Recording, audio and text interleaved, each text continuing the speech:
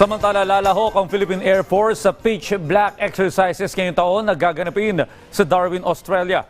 Makasaysayan ito dahil ito ang kauna-unahang beses na magpapadala ang PAF ng malaking bilang ng contingents at fighter jets. Si Patrick De Jesus sa detalye live.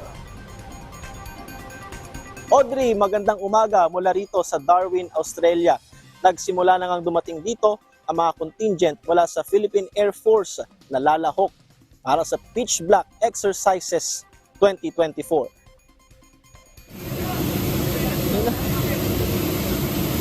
Sa tulong ng KC-30A Airbus ng Royal Australian Air Force, isinakay ang unang batch ng mga tauhan ng Philippine Air Force para sa kanilang paglahok sa Pitch Black Exercises 2024. Hapon ng linggo nang makarating ang mga Philippine Air Force contingent sa Darwin, Australia, Northern Territory. Lumapag din ng C-295 aircraft ng PAF, dala ang mga essential equipment at operational cargo para sa pagsasanay. Biennial o kada 2 taon isinasagawa ang Pitch Black Exercises dito sa Australia at ngayong taon ay lalahukan ito ng 20 bansa kabilang na ang Pilipinas. Makasaysayan naman ito para sa Philippine Air Force.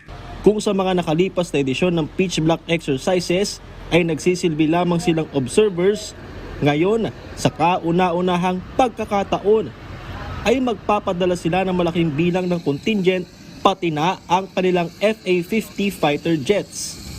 Sa susunod na linggo magsisimula ang Pitch Black Exercises. Target sanayin ang operational readiness habang pinapalakas din dito ang international partnership. Ipinapakita rin sa pagsasanay ang interoperability ng mga piloto at fighter jets ng mga kalahok na bansa tungo sa mithiin na mapanatili ang kaayusan at kapayapaan sa rehiyon. Kaya naman inaasahang mas mapapabuti ang kapabilidad ng mga piloto at tauhan ng PAF. Talagang napaka-proud namin. Dahil dito, may papamalas natin ang ating kakayahan, ang ating kapasidad at kapabilidad para makipag-operate sa mga ibang bansa, lalo na in a combined operation together with other countries. Sa kabila naman ng umiinit at tensyon, nilinaw ng Philippine Air Force na ang pagsali rito ng Pilipinas ay hindi patungkol o laban sa isang bansa.